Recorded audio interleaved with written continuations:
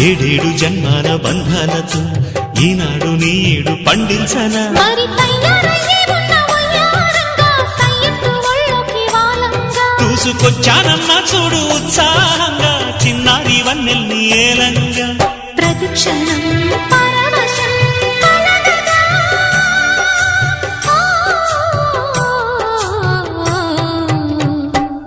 మనసా పలకవే మధుమాసపు కోయిలవై చెలిమే తెలుపవే చిగురాశల గీతిక